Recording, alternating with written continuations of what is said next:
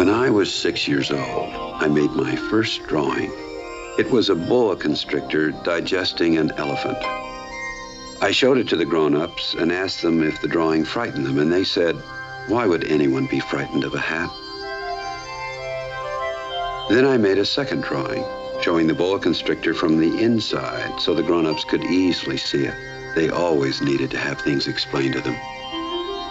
After seeing my 2 drawings, they suggested that I busy myself with matters of consequence. That ended my drawing career.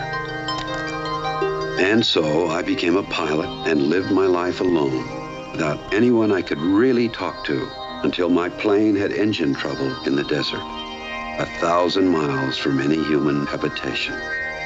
Imagine my surprise when I heard, "If you please, draw me a sheep." I jumped to my feet, thunderstruck. "But what are you doing here?" "If you please, draw me a sheep." I told the chap, a little crossly too, that I did not know how to draw. "Oh, that doesn't matter. Draw me a sheep." So I drew one of the 2 pictures I had drawn so often. No. I do not want an elephant inside a boa constrictor. Draw me a sheep." "No, the sheep is sickly. Make me another." So I made another drawing. "You see yourself this is a ram. It has horns." By this time, my patience was exhausted, so I tossed off this drawing. "This is only his box. The sheep you asked for is inside." "Oh, this is exactly the way I wanted it. Do you think that this sheep will have to have a great deal of grass? Where I live, everything is very small. Look, he has gone to sleep." And that is how I made the acquaintance of the little prince.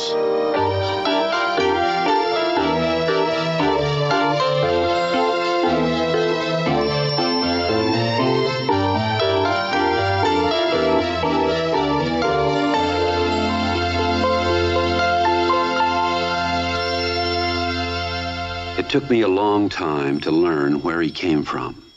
It was from words dropped by chance that little by little, everything was revealed to me.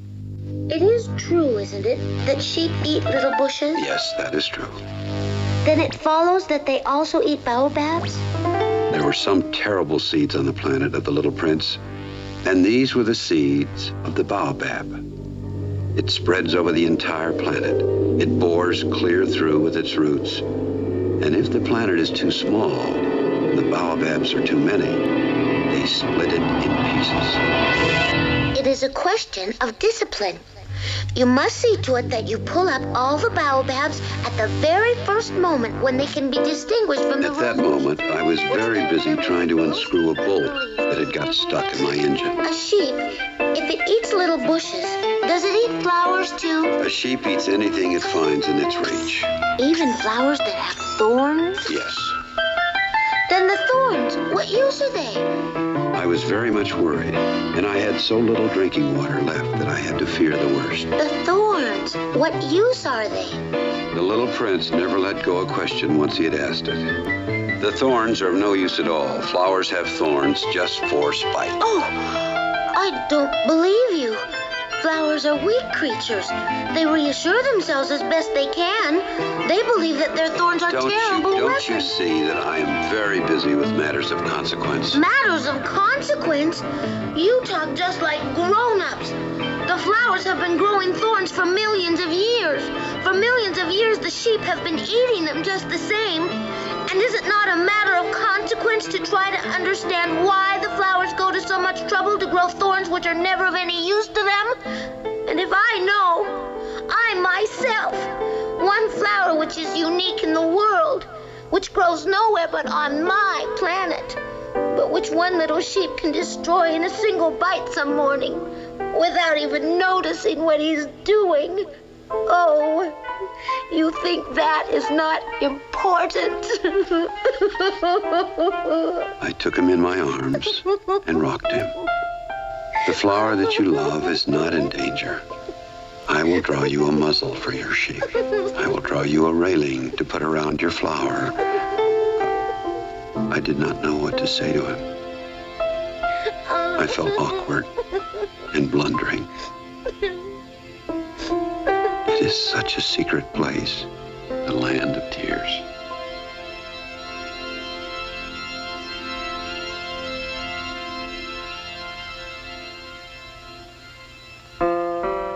I soon learned to know this flower better.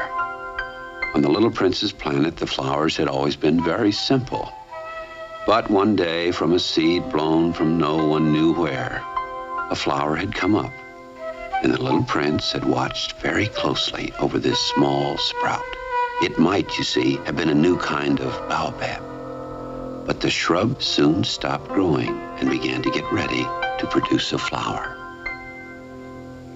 She chose her colors with the greatest of care. She adjusted her petals one by one. And then one morning, exactly at sunrise, she showed herself. Oh, I beg that you will excuse me. My petals are still all disarranged. Oh, how beautiful you are. And I was born the same moment as the sun.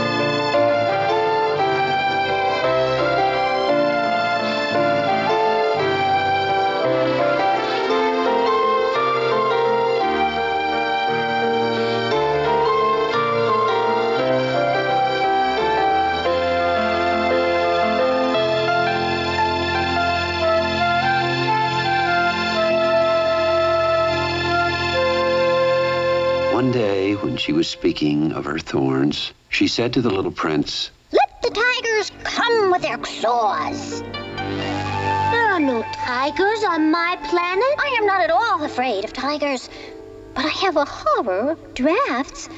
I suppose you wouldn't have a screen for me. This flower is a very complex creature. At night, I want you to put me under a glass globe. It's very cold where you live. In the place where I come from, She was embarrassed over having let herself be caught on the verge of an untruth. She could not have known anything of any other worlds. She had come in the form of a seed. The screen? The little prince came to doubt her, and that made him very unhappy. He decided to leave her. I was too young to know how to love her. She perfumed all my planet, but I did not know how to take pleasure in all her grace. Oh, I ought to have judged by her deeds, not by her words. On the morning of his departure, he put his planet in perfect order. He believed that he would never want to return. Let the glass globe be. I don't want it anymore. After all, I am a flower. But the animals... I have my thorns. Don't linger like this. You've decided to go away. Now, go. She did not want him to see her crying. She was such a proud flower. And so he left, taking advantage of the migration of a flock of wild birds.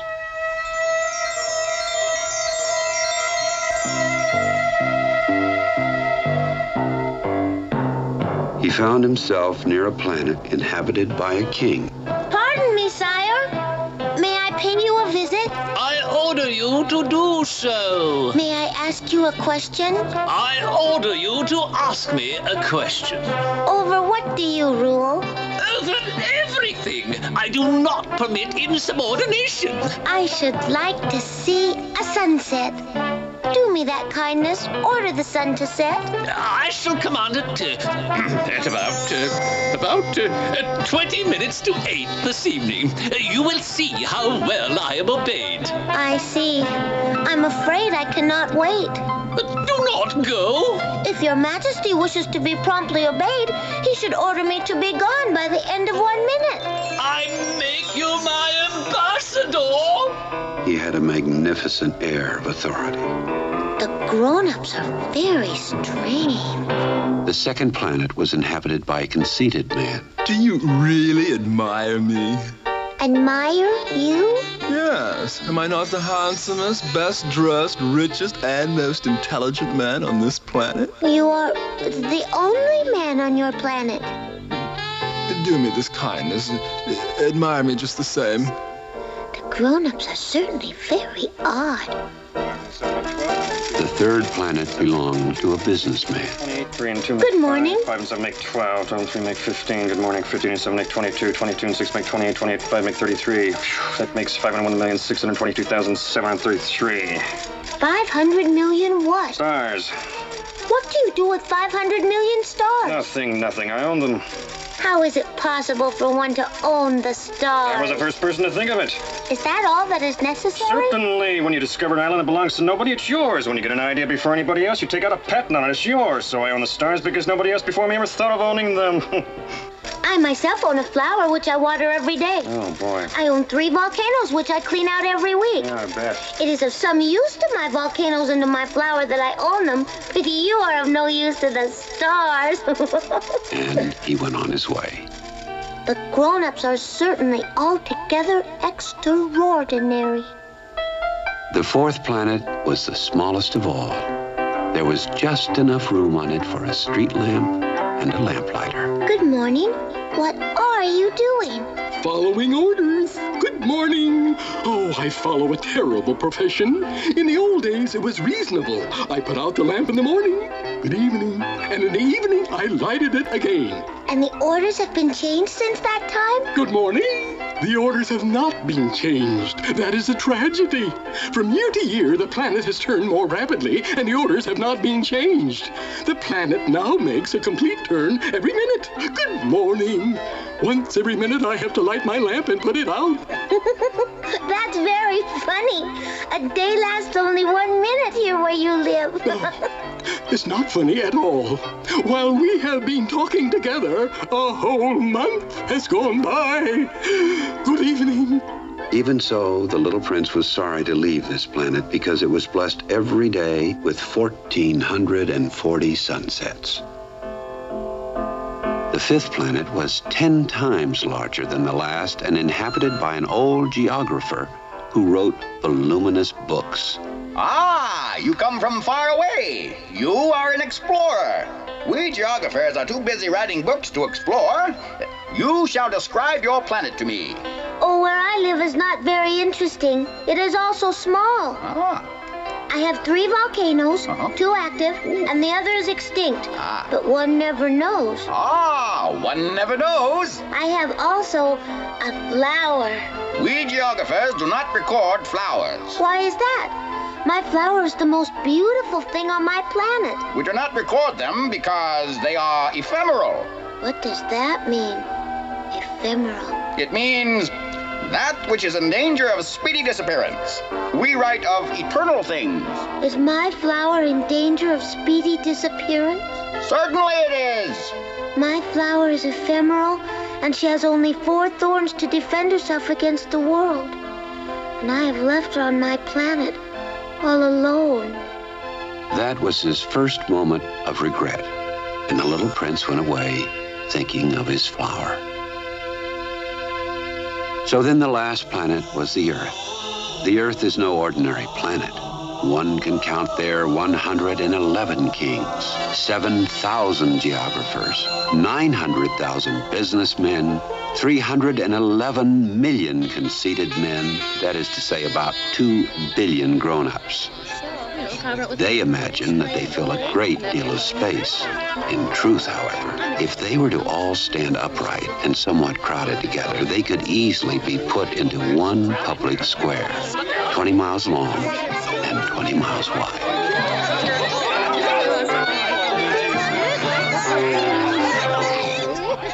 In the desert, where the little prince came to Earth, there wasn't a single grown-up to be seen. He was beginning to be afraid he had come to the wrong planet. Oh, good evening. Good evening. Look at my planet. It's right there above us.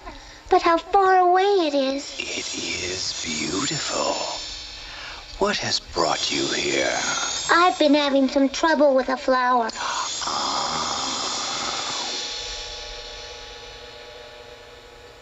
You're a funny animal. You're no thicker than a finger. But more powerful than the finger of a king. But you haven't any feet. You cannot travel. I can carry you further than any ship could take you.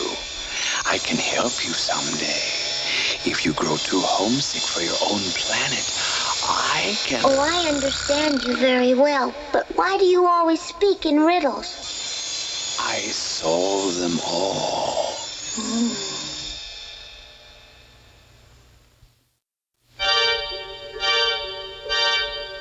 And then the little prince walked for a long time through sand and rocks and snow. At last he came to a garden all abloom with roses. Good morning. Who are you? We are roses. I thought that I was rich with a flower that was unique in all the world. And all I had was a common rose. And 3 volcanoes that come up to my knees, and one of them perhaps extinct forever.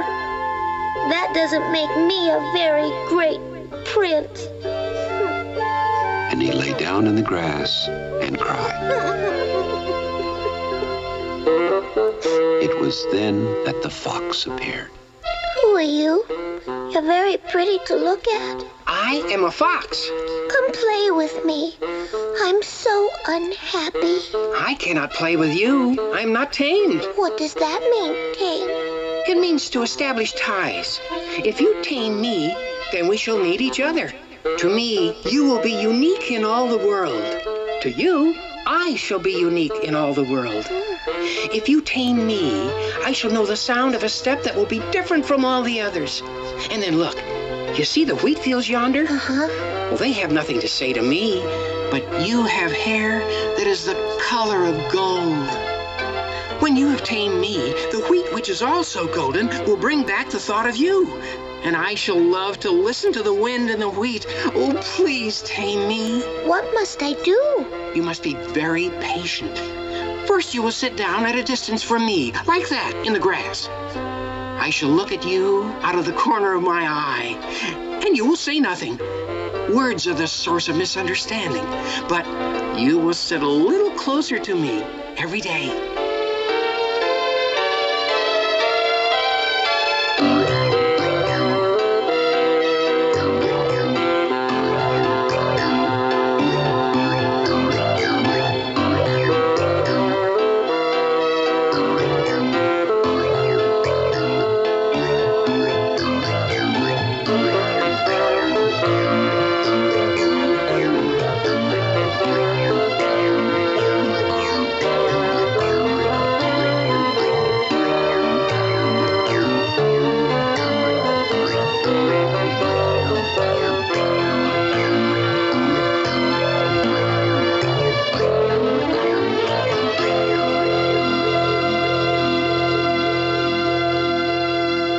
And so the little prince tamed the fox. And when his hour of departure drew near, I shall cry. But you wanted me to tame you, and now it has done you no good at all. It has done me good because of the color of the wheat fields. Look again at the roses. You will see that they are not at all like your rose. You are like my fox when I first knew him. He was only a fox like 100,000 other foxes. But I have made him my friend, and now he is unique in all the world. No, you are not at all like my rose. I will tell you a very simple secret. It is only with the heart that one can see rightly. What is essential is invisible to the eye. What is essential is invisible to the eye. It is the time you have spent on your rose that makes your rose so important. It is the time I have spent on my rose. You have become responsible forever for what you have tamed. You are responsible for your rose. I am responsible for my rose.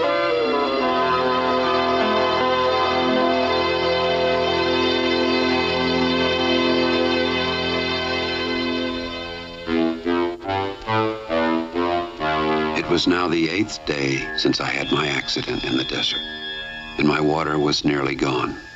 You must keep your promise. You know, a muzzle for my sheep. So then I made a pencil sketch of a muzzle. And as I gave it to him, my heart was torn, and I was overcome with an unexplainable sense of grief. You have plans that I do not know about. I remembered the fox. One runs the risk of weeping a little if one lets himself be tamed.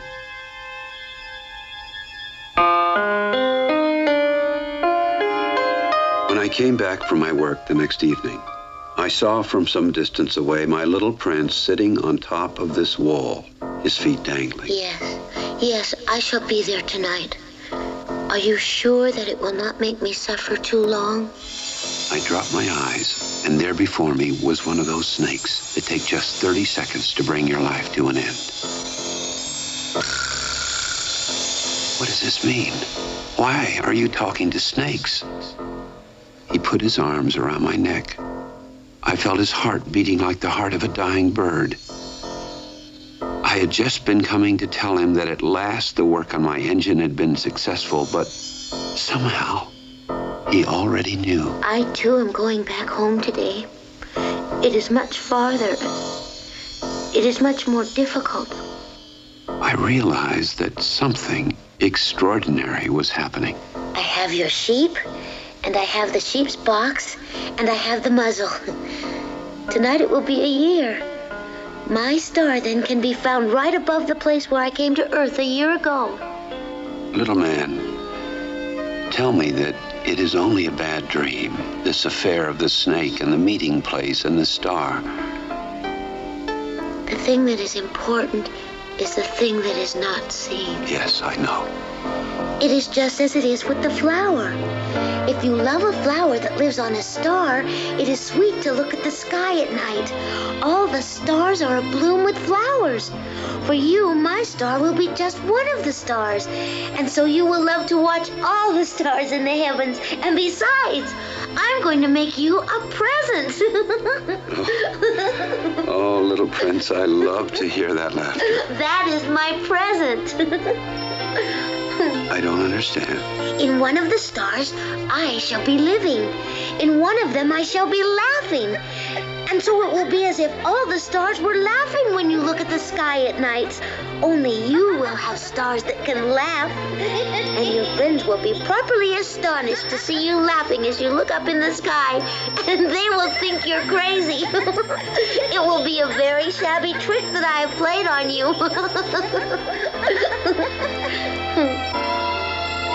And when your sorrow is comforted, you will be content that you have known me. You will always be my friend.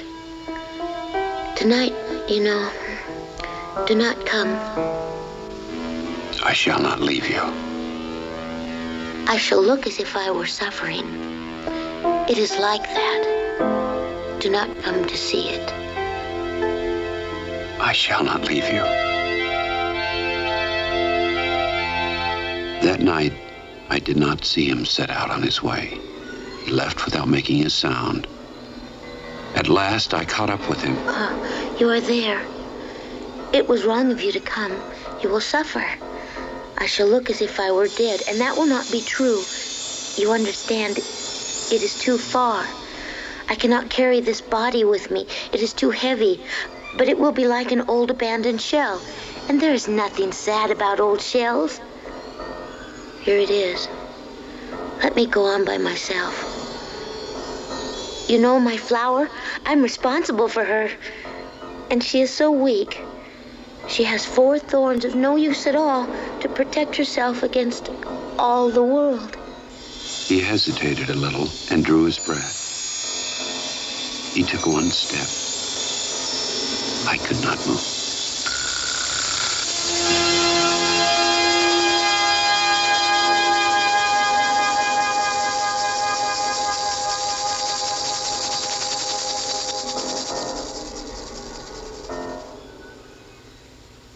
There was not even any sound because of the sand.